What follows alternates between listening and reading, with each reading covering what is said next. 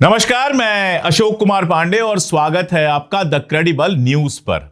आजकल बाजार में आपको भांति भांति अलग अलग तरीके के हिंदू रक्षक दिखाई देते हैं।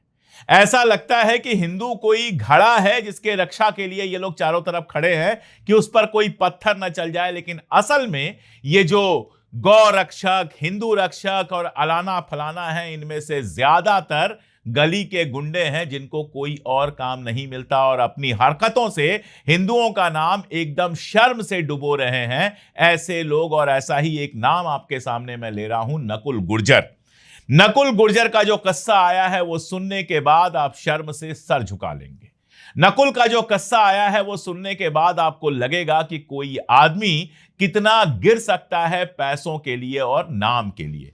किस्सा पूरा सुनाओ इसके पहले आपको मैं मेरठ पुलिस की एक सीनियर ऑफिसर का वीडियो दिखा देता हूं। उस वीडियो को सुन लीजिए, फिर मैं आपको पूरा किस्सा सुनाता हूं। आज दिनांक 30/5/2026 को थाना मेडिकल में डायल 112 द्वारा सूचना प्राप्त हुई कि एक युवती को दो युवक जिनका नाम जीशान तथा शाबेज है, उन्होंने गाड़ी में बैठाया तथा बेहोशी की हालत में रिंग रोड पर छोड़ दिया।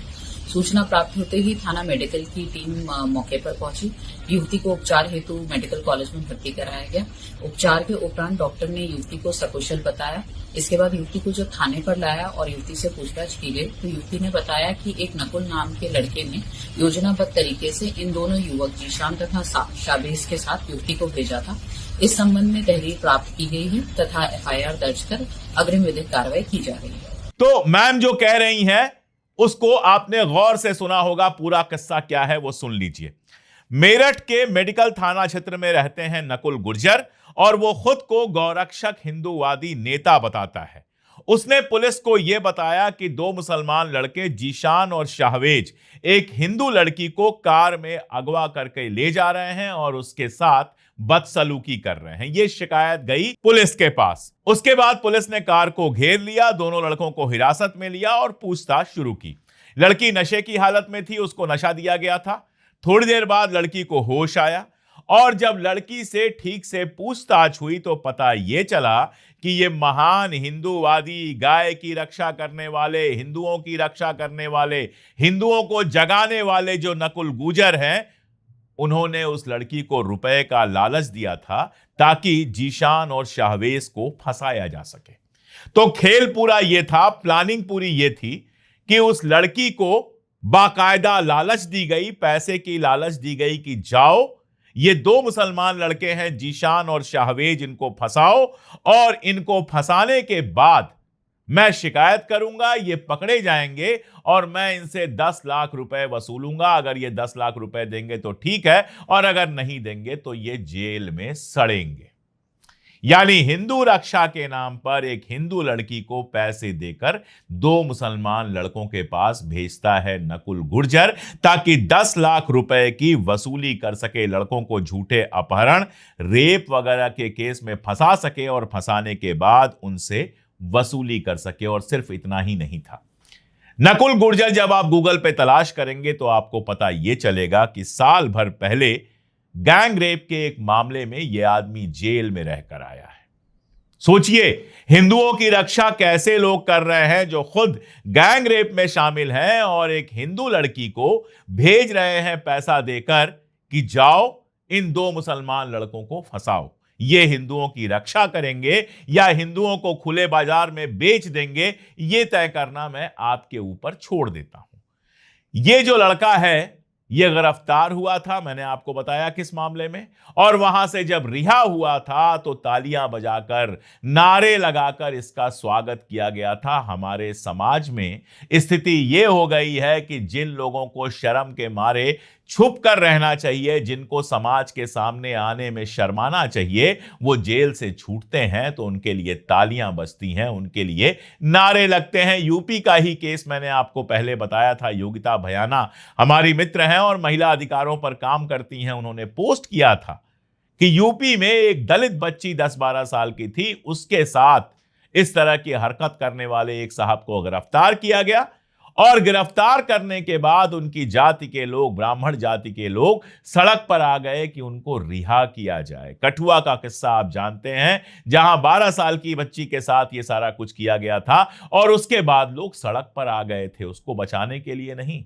उसके साथ इस तरह की हरकत करने वालों को बचाने के लिए। आप ये बताइए कि ऐसे लोग हमारे समाज को बेहतर बनाएंगे या बदतर बनाएंगे? समाज की जो हालत हो गई है वो ये कि बस कोई भगवा पट्टा गले में डाल ले, माथे पर बड़ा सा तिलक लगा ले, हाथ में कलावा बांध ले और गाय गोरू ये सारा कुछ करना शुरू कर दे। उसके पीछे 150 लोग खड़े हो जाते हैं और पुलिस कई बार उनको हाथ लगाने से डरती है क्योंकि उनके संबंध सीधे जाकर जुड़ जाते हैं सत्ता में बैठे मंत्रियों, विधायकों, बाकी सारे लोगों के साथ। इस वाले मामले में ऐसा नहीं हुआ। इस वाले मामले में इसका खेल पकड़ा गया और एसपी सिटी जो विनायक गोपाल भोसले जी हैं, उनका कहना है कि आरोपी की तलाश की जा रही है और यह भी कहना है कि यह पहली घटना नहीं है। इसके पहले भी वो लोगों को फंसाने के लिए लड़कियों को लालच देकर अपने साथ मिला लेता था और युवती उसके बाद लड़कियां वही करती थी जो वो कहता था। चर्चा तो यहां तक है कि नकुल भी उसी गैंग का मेंबर रहा है। तो सोचिए, एक तरफ हिंदू रक्षा की बात, एक तरफ धर्म की बात, एक तरफ गोमाता की बात और दूसरी तरफ इस तरह की नीच हरकतें। और आप ऐसे लोगों को जब अपना नेता बना लेते हैं तो कल को वो विधायक और एमपी और मिनिस्टर भी बनकर जो कर रहे हैं वो आप देखते हैं। आप देखिए, गाय की बात चली, गोमाता की बात चली, बंगाल से आदेश आता है कि इतने साल, 14 साल से कम उम्र की जो गाय है वो तो माता है और 14 साल से ऊपर की जो गाय है उसको हम खाता है। ये खेल चला, ये नियम बनाया गया। और उसके बाद जब मुसलमानों ने कहा कि नहीं भाई, हमें गाय की बलि देनी ही नहीं है, गाय की कुर्बानी हमको करनी ही नहीं है, आप गाय को राष्ट्रीय पशु बना दो। जब ये कहा मुसलमानों ने तो सरकार के मंत्री कहते हैं कि गाय को राष्ट्रीय पशु बनाने या फिर देश भर में गाय की हत्या पर बैन लगाने का, गोमांस पर बैन लगाने का हमारा कोई प्लान नहीं है। क्यों भाई?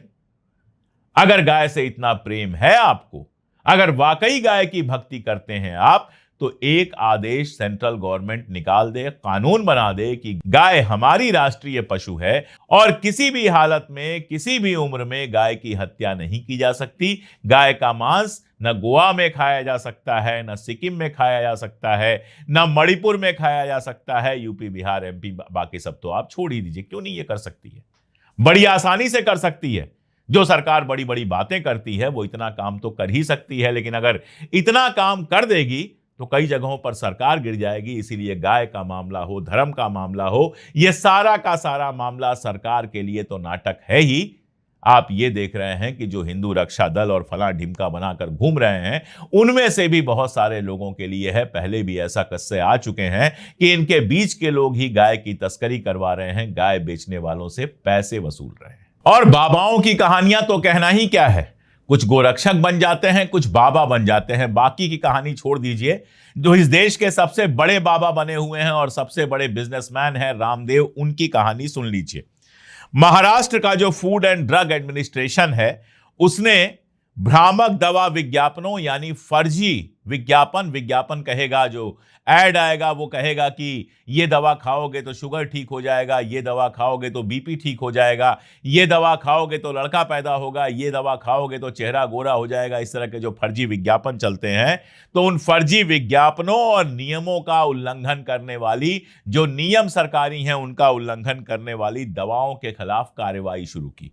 और जब यह कार्रवाई शुरू की तो इसमें 73,24,000 रुपए की दवाएं जब्त की।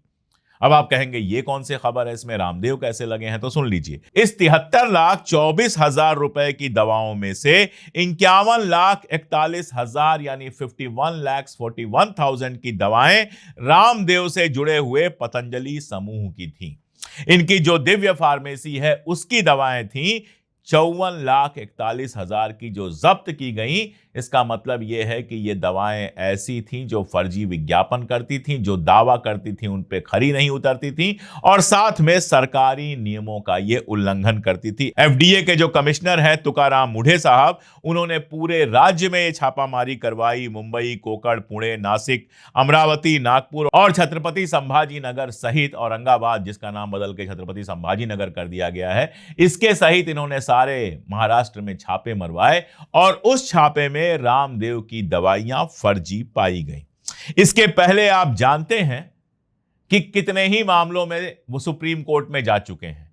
आप जानते हैं कि कोविड के समय जब जनता मर रही थी, उसका फायदा उठाने के लिए इन्होंने एक दवा लॉन्च कर दी थी जिसमें मंत्री, मुख्यमंत्री सब जिसका प्रचार कर रहे थे और जिसके लिए इनको बाकायदा सुप्रीम कोर्ट के अंदर माफी मांगने लगी। जिन दवाओं को जब्त किया गया है उनका नाम आप सुन लीजिए ताकि आप उनसे बेवकूफ ना बने। दृष्टि आई ड्रॉप, गिलोय घन वटी, कुटज घन वटी, Cystogrid diamond tablet, Neurogrid gold capsule, Madhugrid tablet और मेमोरी ग्रिड टैबलेट्स हैं। दावा किसी से यह कि आंखों में डाल लो तो बस आंखों से सारे रोग चले जाएंगे, किसी को खा लो तो याददाश्त कई गुनी हो जाएगी, इस तरह के दावे करके बाजार में दवाइयां उतार रहे हैं। और ये तो मान लीजिए कि जो जब्त हुई हैं वो कुल दवाओं का 1% भी नहीं होगा। बाकी दवाएं तो बिकती रहेंगी, बड़े शान से बिकती रहेंगी। कोई बड़ी बात नहीं है कि महाराष्ट्र में आयुक्त महोदय ही नप जाएं कि भैया रामदेव तो भाजपा के प्रचारक हैं, उनकी दवाओं के साथ तुमने ऐसा कैसा कर दिया और रामदेव की फर्जी दवाएं बाजार में आराम से बिकती रहे। उसकी दवाएं भी इसीलिए बिकती हैं क्योंकि धर्म के नाम पर बेवकूफ बनाया जाता है, संत बन के धंधा किया जाता है, इसलिए वो दवाएं बिकती रहती हैं। अगर संत बने बिना यह काम किया गया होता तो ये दवाएं इतनी नहीं बिकती। आयुर्वेद के नाम पर बहुत सारे लोग बेवकूफ बना रहे हैं, लेकिन बहुत पुरानी कंपनियां भी हैं जिनके ऊपर लोग वाकई भरोसा करते हैं। वो आराम से बिजनेस कर रही थी। ये नए तरह का बिजनेस है जिसमें भगवा पहन के बिजनेस किया जाता है। आपको अच्छी तरह से याद होगा कि कैसे गर्मियां जब आई थी, रूह अफ़ज़ा को इन्होंने क्या क्या कहा था, जिहादी बताया, फला बताया, ढिमका बताया, उसके लिए भी कोर्ट ने अच्छी खासी लताड़ लगाई थी। तो ये खेल चल रहा है आपकी आंखों के सामने। एक तरफ गो रक्षक, हिंदू रक्षक और फलाना ढिमकाना बन के बेवकूफ बनाया जा रहा है, अपनी गुंडागर्दी चलाई जा रही है, धंधे चलाए जा रहे हैं और यहां तक कि लड़कियों को फंसाने का काम भी किया जा रहा है।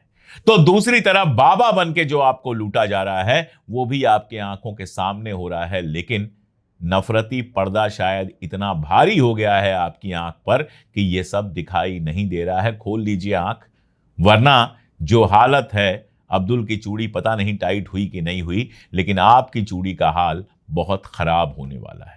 सोचिएगा, समझिएगा। मेरी बात सही लगे तो ये वीडियो दोस्तों और रिश्तेदारों तक पहुंचाइएगा और अपनी राय कमेंट में जरूर दीजिएगा। चैनल अब तक सब्सक्राइब ना किया हो तो चैनल को सब्सक्राइब भी जरूर कर लें। आज के लिए इतना ही, बहुत शुक्रिया।